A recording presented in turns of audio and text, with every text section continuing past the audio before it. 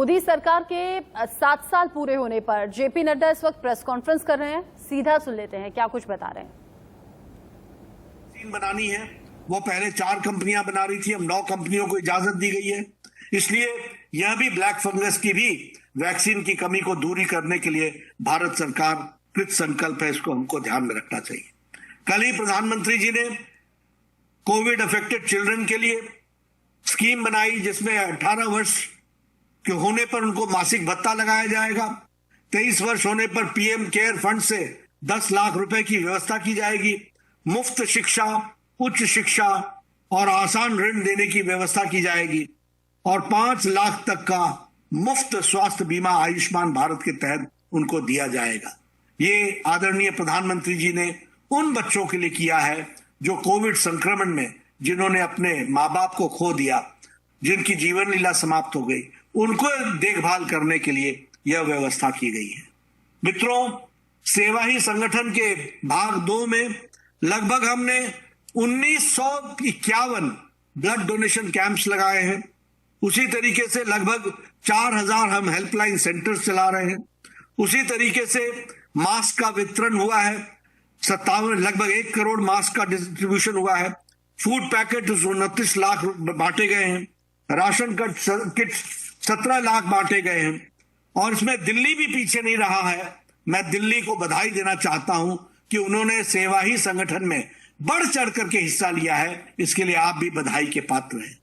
मुझे बताया गया है कि 3,85,000 आपने फेस मास्क बांटे हैं, लगभग 1,70,000 आपने फूड पैकेट्स बांटे हैं, आपने 3,68,000 लगभग राशन किट बांटे हैं और आपने कार्यकर्ताओं के वैक्सीनेशन प्रोग्राम में लगभग 55,000 कार्यकर्ता इस काम में लगे हैं।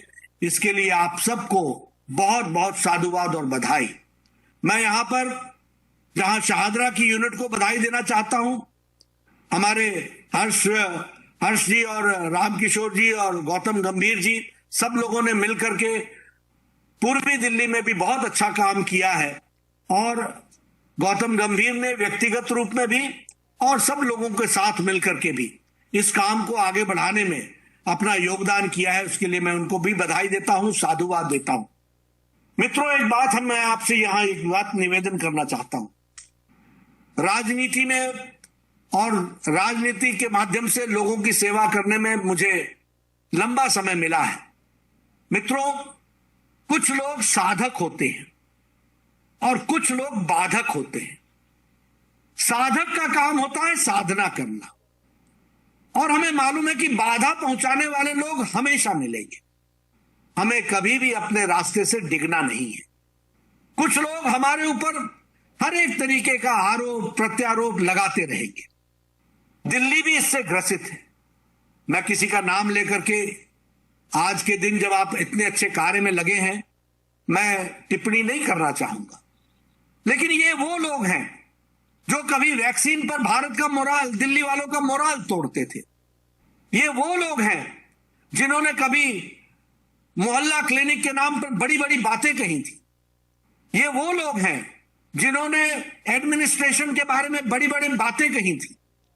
हर दिन प्रेस कॉन्फ्रेंस करके कुछ ना कुछ कहा था, और जब संक्रमण काल आया तो उस समय सारे का सारा विषय केंद्र सरकार करे इस तरीके से रख दिया।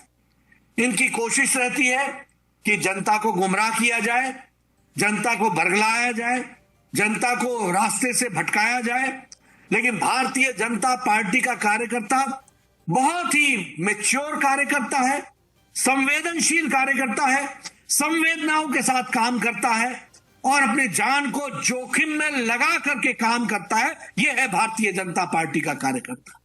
ऐसे कार्यकर्ताओं को मैं साधुवाद भी देता हूं और नमन भी करता हूं। आपसे मेरा यही निवेदन है कि आप सब लोग अपनी साधना से मत हटना।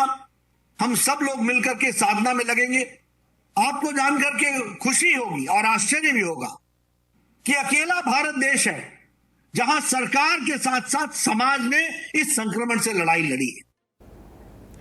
मोदी सरकार के 7 साल पूरे होने पर जेपी नड्डा प्रेस कॉन्फ्रेंस के जरिए जानकारी देते हुए वैक्सीन की किल्लत जल्द ही दूर होगी, केसेस घट रहे हैं, जो कि अच्छी बात है। सबको मिलजुल कर काम करना चाहिए। डॉक्टर्स हमारे साथ बने हुए हैं, कोविड पर बात करेंगे। हेडलाइंस के साथ शुरुआत कर रहे हैं।